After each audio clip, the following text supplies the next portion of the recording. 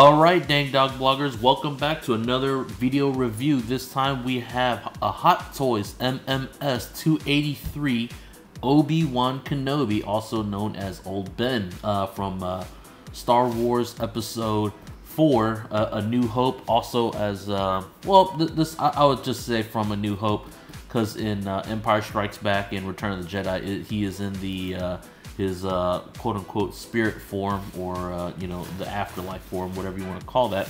So let's take a quick look at the box real quick, and then we'll tear into the figure.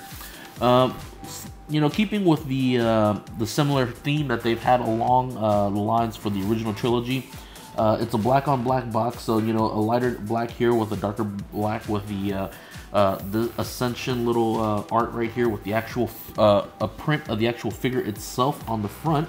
Star Wars MMS 283 Obi Wan Kenobi, movie masterpiece, and Hot Toys insignia on both the B and A panels. Nothing, just has the two tones right there. Has Disney and then Star Wars Obi Wan Kenobi. In the back, your typical rundown of accoutrements for MMS 283 Obi Wan Kenobi by Hot Toys. The various people involved at Hot Toys Company themselves, secret base, so on and so forth. Your warnings, choking hazards. Don't put a lightsaber in your mouth. It's not a good way, not a good thing to do. And as usual, let's go ahead and open this box real quick and take a look at the art insert for the. I'm not really quite sure what you would call the piece on the inside, as since everything's clamshelled nowadays, it serves its purpose, but it's a nice little artwork again. Or not in this case, it's actual backdrop of Obi-Wan, the actual figure itself, not a realized image. Okay, against a unique background. This one here is going to feature 3 images total of Obi-Wan. Your traditional one right here, and one with his saber, and then one from more of a Tatooine look right here. Alright, here we are back with Old Ben in all his glory. This one right here, we have him pretty much just set up in his traditional look right here. This is probably how he looked. I didn't really have a chance to go futz. Real quick comment, this stuff attracts lint and dust like crazy. I've had him out of the box twice. And handling him, he just collects all kinds of foots and all kinds of debris and lint around the house. So just a fair bit of warning, for those that don't have a sealed case. You're gonna have to be on top in order to keep him clean, that's for sure. So quick background on the character. Obviously everybody knows him through the 6 various movies at this point. Prequel, we all joke and we would like to say, I'd like to dismiss it and so on and so forth, but I think they did an awesome job for his character, and Ian McGregor did a decent job in the prequels. Writing is, truly is the larger part of a character, because you have to have good writing, and then you have to have a good actor to make that writing very, to bring him to life, essentially. But Sir Alec Guinness is a phenomenal background. I'm pretty sure everybody knows the background of Alex Guinness at the point when they did hire him. He did want to branch out and try something new a little bit, but he has always been a skeptic of the movie and was not a fan of the movies. Even after all the success, he chose seclusion, wasn't very big on actually going out and marketing the movie when they were out and about, and actually, discouraged fans when they came up to him, because he was a Shakespearean trained actor from the UK. But to each their own. He came up at, I wouldn't say the height, he came out when it was developing, and this is coming from somebody from literally the I believe the term is Silver Age of cinema. And I mean, he was a very private person, and to be called Obi-Wan the rest of your life, there's a lot of, I can see a lot of sympathy for that, especially in an actor's shoes. But he played the role phenomenally. But back to the quick figure, I mean, I think it's a phenomenal piece. We'll take the hood down so you can completely see him. I'm not going to go over articulation a lot, because you're not going to be putting him in a lot of action poses. He just didn't do all that much during the movie. Of course, it's from what I've already assessed, just handling the figure outside the box. Typical motion joints of the action body from Hot Toys, with 360 motion around the actual shoulders itself. Double arm articulation on both arms, with the socketed joints for the wrist. double wrist, double knee movement. Not a lot of restriction as far as going back and forth. You know, maybe his cloak and then his robe underneath might restrain him from fully going up to go for a killing blow. But once again, like I said, you're really not going to see him do it that much. You know, most of the fighting is with the Saber being more down. You never really see him go from up high to the grappling kind of look. And real quick, we'll go through all the parts that are coming with him, and then I'll show you how the lighted lightsaber actually works from Hot Toys, which is a phenomenal piece. They're the first company to actually bring that about without a wire. I'm not saying that it's the first lit lightsaber for 1/6 scale character, but they are the first to do it without a wire, and they did it in ingenious ways. Okay, so here we are back with all the accessories that are included with this MMS 283 Hot Toys Obi Wan Kenobi. And of course, as you can see right here, the two hands that come on him are just two relaxed hands, left and right. And then the three additional hands that come with it are actually, you're only going to get technically two, or I'm going to take that back, just one extra hand for the actual, for Obi-Wan's actual right hand. That I actually have on the figure right now. It is the closed clasp hands designed to hold a lightsaber, and this one right here is the loose one. The reason I say that is this one right here is the other pair or the other set. This does not come off, so I refrain from saying it comes with two additional hands. This one is static on this arm, and while I have this in hand, I'll go ahead and talk about it. This is how Hot Toys got away with actually lighting up the lightsaber without a wire. So similar to the Tony Stark figures in recent history, where you can actually remove the arm. This one you can remove right here, and the battery compartment is set inside the actual forearm, which you will never see because of either his robe cloak. His robe underneath or his outer robe. So I'll turn it on real quick just so you can see how it works. Just a blue emitter. You know, nice little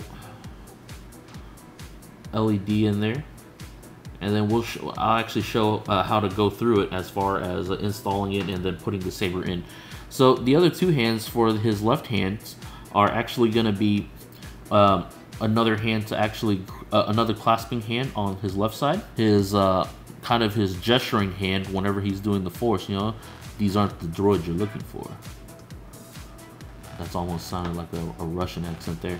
And he actually comes with two additional lightsaber hilts. Both of them come with the D-ring right here.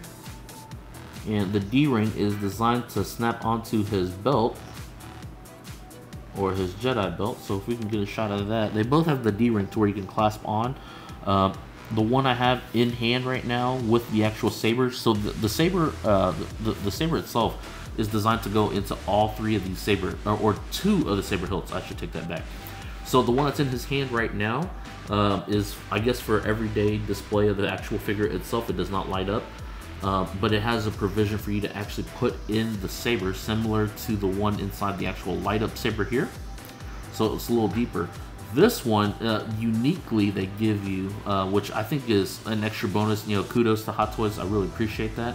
But I would call this one a hero hilt for the saber itself. So this is just a hilt. You cannot put the saber into it. And if you look here, it's actually finished off right here. So it looks like how a saber would look like when it's turned off. So you can't put the actual blade of the saber into this hilt. So they probably didn't have to do it. They probably could have gotten away with just the one that doesn't light up. But hey, you know, we appreciate Hot Toys for giving that. So 3 total sabers, 1 non-removable for the light up, and then 1 hero one, and 1 that actually lights, that's designed to put in the hilt without lighting up. And then of course the 2 additional wrist pegs like Hot Toys normally gives out. I want to talk about wrist pegs real quick, just because I feel Hot Toys it's phenomenal. They give you extras, and you know, I'm not knocking it. I really appreciate it. But I feel that there are other companies out there that are moving on to better technology for wrist pegs.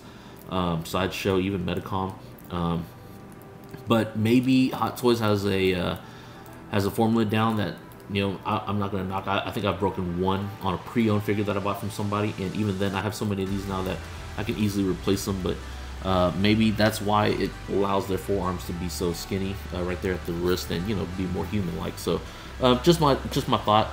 Let me know what you guys think about it, guys. So what we're gonna do now is we're gonna cut, and then we'll get to a scene to where you guys can see me actually install the lit blade a little bit more. All right. While Mr. High, while we're doing a B-roll, when you're taking these hands off from the pegs, I always tell everybody, nice circular motion with nice, a little bit of effort of pulling up. Don't just pull up, because you're liable to pull the peg on the other end, which just it makes it harder for you to try to pull it out this way. Sure, you can do hot water, but if you just sit there and take your time, nicely go back and forth and pull up at the same time, you can easily get this out, and without a lot of fuss. Sometimes you might get one that's just giving you a little bit extra trouble, but same thing here. I'd hate to see somebody actually break this in the long run. So just nice circular motions, nice and easy. Work it back and forth, like a circular motion, just get it out. So as you can see real close, that's how it goes in right there. Maybe 1/8 of an inch depth. 2 mils, pretty meter, guys. Tell me if I'm wrong. Alright, so I found it easier to install without the Saber, just because it can be a little of a nuisance to actually install the arm with the Saber on. So I actually did it with taking the brown cloak off, robe off, but we'll keep it on for right now. It's very, very simple after you understand the logistics of it. There is some Velcro right here, so nice and easy. Peel the Velcro back.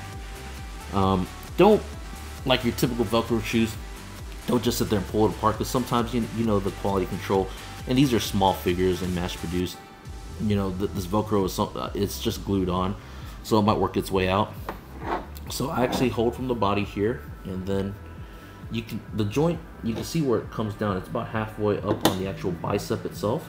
So you hold right there, and you can easily just feel it pop out. Very simple. Okay.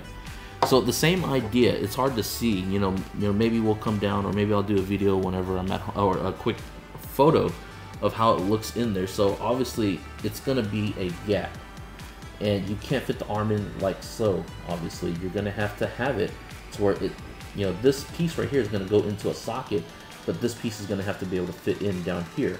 So if you come in this way, you're gonna block, and it stays on for the most part. But obviously you're not going to be able, the minute you try to display it, you'll understand, okay, it's not fully set yet. So you have to have it proper into its socket, and it does move up there at the joint. So you have to, you can feel around in there when you're fitting it on. Just take your time and install it.